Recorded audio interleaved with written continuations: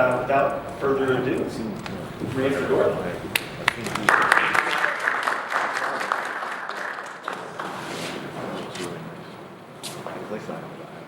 Good morning. So, like Devin said, my name is Maria Fedor. I'm the founder of Tulsa Newcomer Services.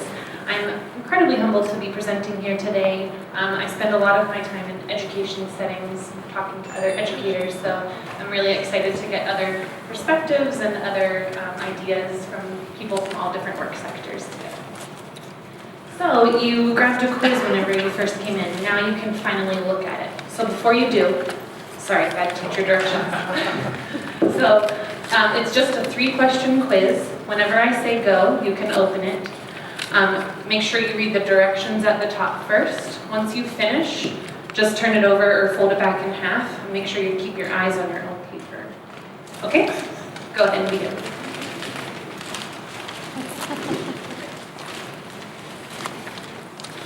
Oh yeah, if you didn't get a quiz, just raise your hand.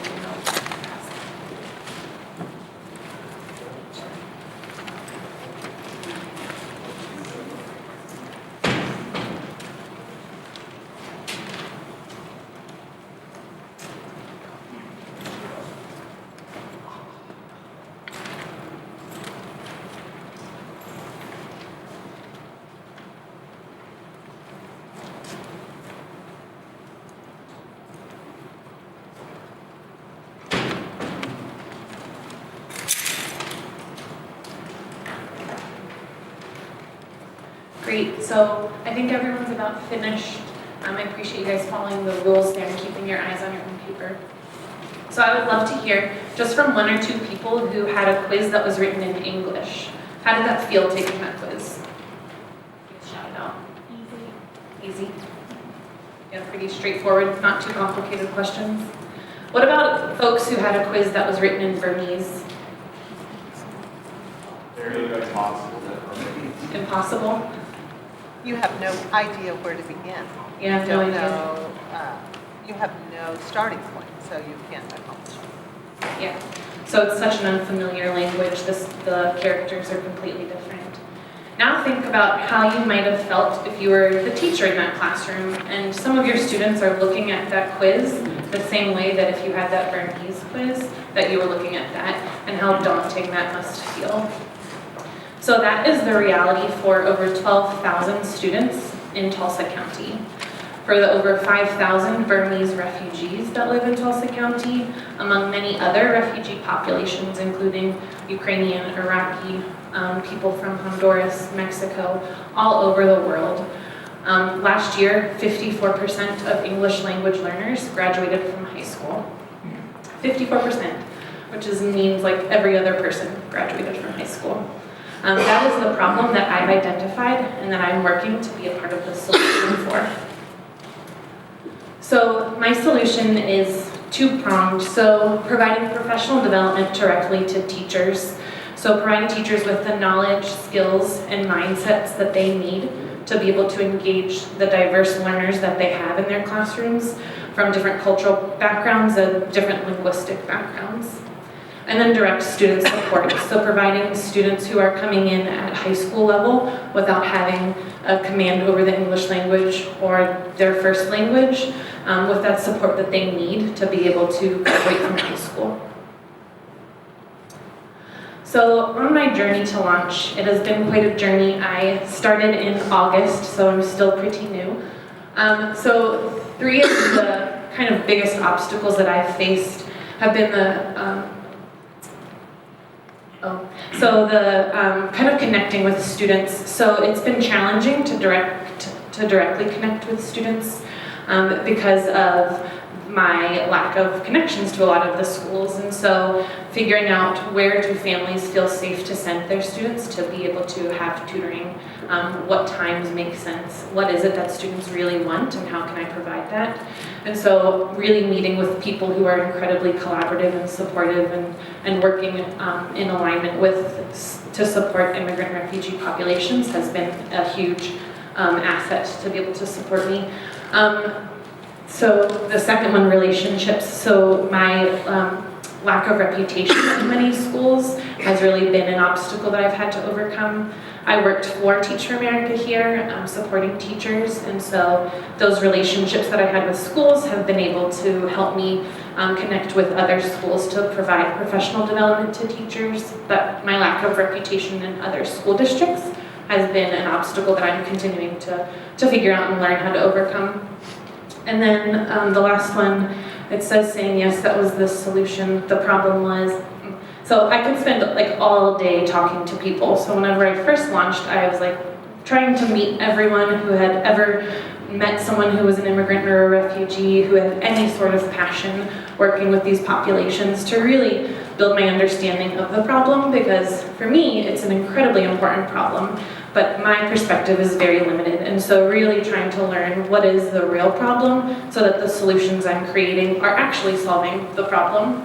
And so that shift from learning to executing was really a hump, because then I was actually like putting myself out there and presenting something rather than just learning and gathering information. And so having to say yes and then prove myself has been an obstacle that I've overcome. To sustain myself, so the professional development that we provide to teachers in support of immigrant and refugee students is provided at the school district level, individual school sites, and then in collaboration with nonprofits that are working with educators. That professional development allows me to sustain the work, to work directly with the students. So currently we are working in one school, so with about 50 teachers, 185 English language learners in that school. We're I'm in collaboration with nonprofits to set up some consistent ongoing tutoring with students. And then we're 501c3 status pending. Our hope is to continue to expand not only to other schools providing professional development, but to other school districts, so that our impact is hitting a larger market of students and teachers, having a positive impact on the education that immigrant and refugee students are getting across the city of Tulsa. Any questions?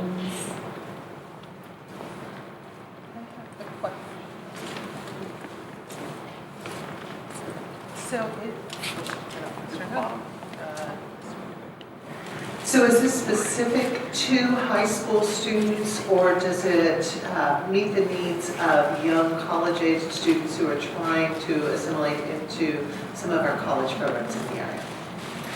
My focus is high school students, because in order to get to college, the students need to graduate from high school, and so my focus has really been that age group, because there's a lot of organizations that work to support the little learners. And so my focus is at high school, and my experience teaching is with high school. So can I assume that there's no resistance to the schools, or if there is, what is that? And then I depend on that answer to that question. Then is there a kind of supply demand side? Do you have limits on how much of your services you can go out and put out there? So resistance from teachers? Is that what your first question?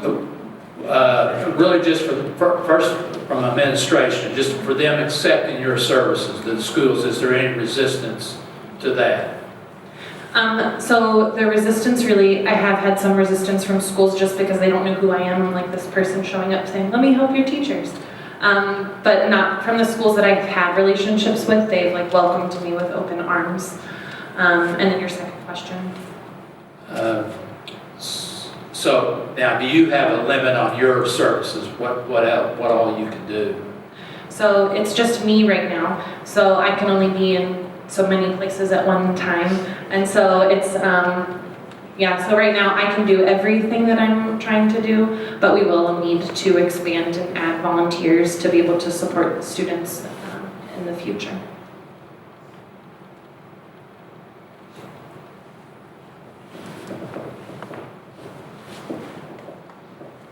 So what type of funding does it take to run this program, and do you have your funding already in place? Are you needing funding? What is that like? I will always accept money if you're offering. So I received the Tulsa Area United Way grant, the innovation grant, and so and then I had a matching donation from another person or organization, and so that's been able to support me to kind of build out my resources, to provide the professional development to the schools, some of them free of charge because at this point in the year budgets are like done. And so to be able to support and like build that reputation, so then moving forward that I'll be able to ask or have like, I did this and prove myself. Got a question back here. How many different languages and cultures are in the Tulsa area at this point? A lot. And so, yeah, so I think refugee populations, the largest is the Burmese with over 5,000 Burmese refugees, and Ukrainian, Iraqi, Iranian, and then lots of Central American, South American countries. Tulsa is really unique, so it's one of the largest second migrant cities, so whenever Burmese refugees are resettled anywhere in the country, they will almost always move to Tulsa because it's like such a welcoming place and it's such a well-established community here. And so like this population is not going anywhere, it will only continue to increase. And so this problem will only continue to exist unless we support our teachers. So is the problem mainly limited to the students not being able to understand the language, or is there also like at home, like the parents may not understand like how to encourage their students? Yeah, so I think there's like tons of cultural differences, right? So like education in Burma is very different, or students have gone years without being in school, and so parents don't necessarily understand what that relationship, or don't have experience with that relationship between a teacher should be. And so I think there's a huge gap as well, like working with and partnering with families to really truly understand what is it that they need and what they want for their students to be true. But language is also a huge gap as well. So I got one of the Burmese ones, and you said that's one of the biggest refugee populations in Tulsa. Is this going to be a pilot program that you're trying to expand to where it can go into other refugee nationalities, or are you trying to, the Burmese population and then scale that across the country? What were your plans after you grow? Worldwide. So I think right now focusing on Burmese population, just because that is the largest population, is where I will start, and then expand. I don't want to say like, no, you're not Burmese, I will not provide support for you. So. What are the top 1 to 3 things that you want teachers to know to be able to support students, newcomer students? Good question. So I think the top thing is that students, while they may not know English, have a lot that they bring with them to the classroom, a lot of lived experiences that are just as important and just as strong in the classroom. And so like, understanding that students have assets that they bring with them, having empathy with students. So if a student doesn't understand, it doesn't mean that they don't care and that they're not trying. And then patience. So it takes a lot of time, and I think one of like the biggest things when I was a teacher that was like hardest to do was wait time. So when you ask a question, like having to count to 10 in your head. When you're working with like an English language learner, it's like having patience to the umpteenth degree of like really, really working with and giving students the time that they need. Just background-wise, how did Tulsa become a site for so many Burmese people? And is there any particular like industry or trade that people from that region tend to like specialize in, or is it just some of that history, if you don't mind? Yeah. So refugee resettlement usually happens. So whenever people come to the country and they're resettled through a refugee resettlement organization. So Tulsa just started with a small population just because we had the apartment space, the cost of living, Catholic Charities accepted them. And then once you are resettled, whenever you're still in your asylum country, you're asked, do you have anyone that you know or any family living anywhere in the United States? And if you say Tulsa, then you will go to Tulsa. So that's why that population continues to grow, because the community is so strong, and people in like Malaysian refugee camps are like, I need to get to Jenks, Oklahoma. And so it's known to be a place that's really welcoming, and the cost of living, the accessibility to jobs is really high, like factory working, and yeah, so it's just a easy place to kind of adjust to because of the community and the cost of living. Second part of the question, was there any specific like trade or history that those folks from that? Not that I know of. There might be. Is this, yeah, it's on. Okay, great. So you've explained about your organization and what your goals are and those kinds of things. So if I'm a classroom teacher or a school district and I'm meeting you for the first time, please tell me more about the details of what you hope to accomplish within the school system. What specifically can you offer me as a classroom teacher? I realize you offer tutoring, but do you have seminars? Do you understand what I'm asking? Mm-hmm. So right now I'm providing professional development to the whole, so the school that I'm working with, I do whole school professional development, so with all of the teachers, and then I also work with the content groups, so like with the math teachers. This is how you make accommodations to meet the needs of your students and maintain the level of rigor that they need to pass your algebra class. And then I also pop in and observe teachers engaging with their students and teaching, and meet one-on-one with them. So those are like the three main areas or ways that I'm supporting teachers right now. Did that answer your question? Do you have any specific background or interest in the Burmese population? Yes, I do. So I taught in Houston, and it was a pretty large refugee resettlement community, and so I taught a lot of students who were Burmese refugees, and then that led me to move to Chiang Mai, Thailand, and work with Burmese refugees there for a year in a community organization. And I just really fell in love with the population, and yeah. If you had an opportunity to acquire the resources you need to grow with, to reach your goals, what would be the first thing that you need to have that you don't have now? The first thing that I would need that we don't have now, I think like more humans, so more of like me, and to be able to be in more schools would be the first thing that I would need, or like that would be like the biggest impact right now. More people then? Yeah.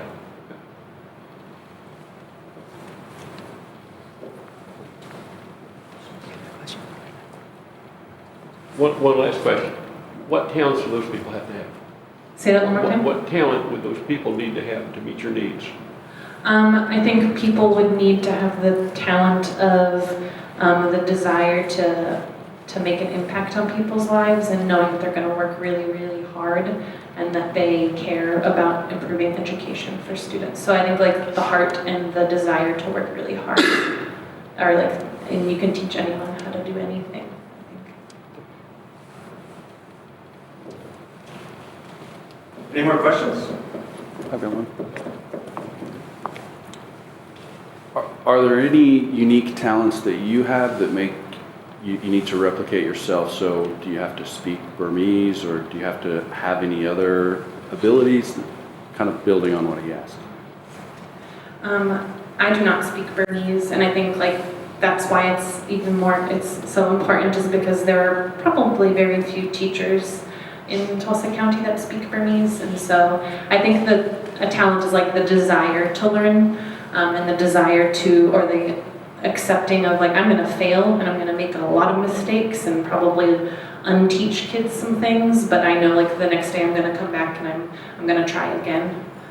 And so I think like that commitment to working to improve education for kids. All right, any more questions? So we have one last question, and that is, what can 1 Million Cups do for you? So the 1 Million Cups community can do for me, so I am like all education, any experience I've had, even from like kindergarten, I started in education, and everything I've done is in education, so the business world is so very unfamiliar to me. So So if there are people who want to connect and talk about branding and marketing and that kind of thing, I would really appreciate that because that's incredibly foreign to me. And then I leave you all with a charge. So we all go about our days, and I am also guilty of it, going to the bank, going to the grocery store, talking to someone, asking a question if I'm lost. Stop whenever you're in that next kind of rote, thoughtless activity and think, how would this feel if I didn't speak English? How would this feel to me? Like, how would this add a layer of challenge or complexity if I actually didn't understand the language? What challenge, or how would that make me feel frustrated or scared or confused?